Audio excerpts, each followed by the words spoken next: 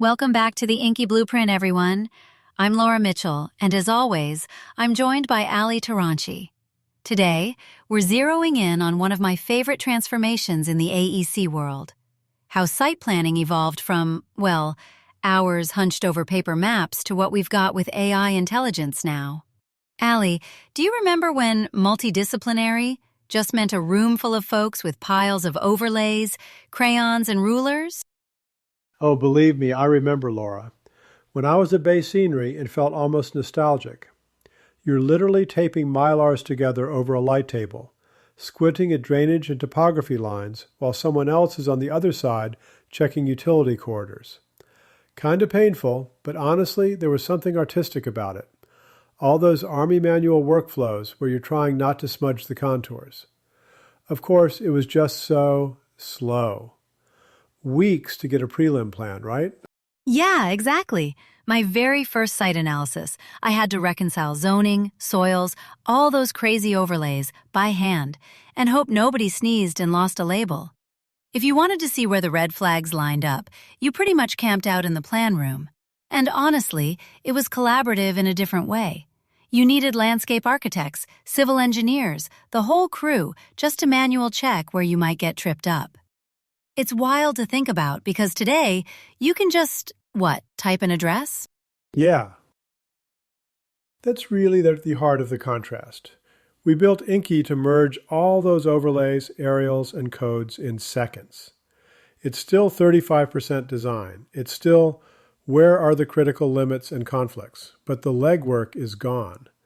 Now a site plan is almost instantly layered for you by the AI, letting teams focus on nuance instead of grunt work.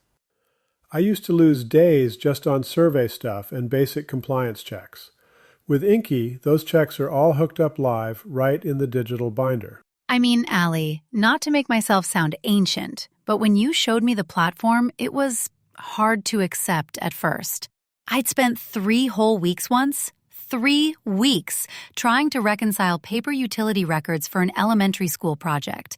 Meanwhile, your team cranked out a survey-level site base in, under 5 minutes? Pretty much. Just drop in the address and InQI pulls boundaries, setbacks, utilities, even tree inventory, all directly from verified sources. And because it's digital and connected, each project gets that structured, always living data. But honestly, even with all that speed, understanding what makes a great site, that's still totally on the professional. The approach is different, but the fundamentals haven't changed. Absolutely.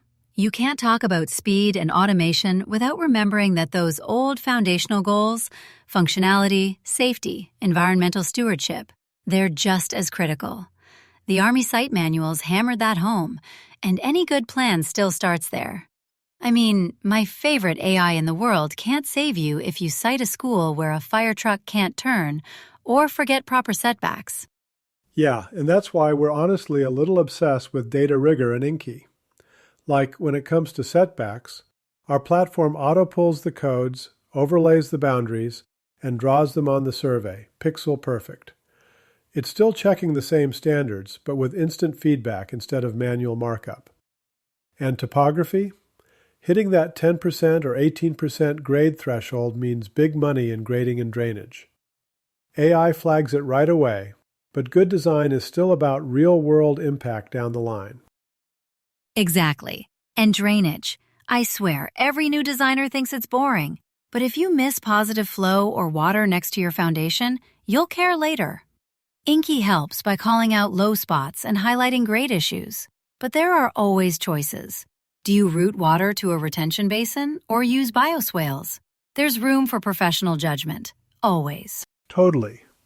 And let's not forget vehicle access, a garbage truck or fire engine turning radius, for example. InQI checks those instantly, but there are always on-the-ground trade-offs. The visual screening piece is another one. AI can optimize berm heights or plantings, but a designer's eye for, hiding asphalt from a seated driver, that used to be 3 sketches and a ton of time. Now it's a few clicks, but the care behind it, that hasn't changed. The old principles transfer beautifully to the new tools. That's right. And when it comes to environmental site design, whether it's siting to catch winter sun or mitigating wind, it's still up to the professional to weigh those suggestions in context. AI can recommend, but only people can really know what's right for the site. It's almost like the tech enforces best practices, but we're still responsible for the final call. That's really the big idea. With InQI, you've got this structured, up-to-date project data and tools like ProjectCam so you can validate what's in the model in real time from the field. You just ask the AI about the buildable area or the zoning max, and it gives you answers straight from the live project data. But it doesn't replace having someone actually go out and check. That's where closing the loop matters. You match digital with real world, right? Exactly. And that's where tech honestly bumps up against its limitations. There's always something. The unmapped septic tank from the 50s, or the weird drainage issues that only appear after a hard rain. AI can take over a lot of the tedious stuff. But as we've said before, there's no substitute for someone with boots on the ground noticing what the machine can't see. Those one-off surprises are kind of timeless, honestly. Right. Even back at Bay Scenery, we'd always find something missing on the plan. A tree that didn't show up on any survey, or weird soil that nobody mentioned. So with InQI, we designed it to do the heavy lifting on the repeatable stuff, but also free up the team to actually use their expertise where it counts. It's not about removing people from the process, it's about letting them focus on what really needs a human touch. So the system handles all the structured work, and the pros get to dig deep into those tricky, unique challenges. Love it. We're just trading in our light tables for something smarter, not giving up the discipline that makes projects work. All right, that's a good place to stop for today.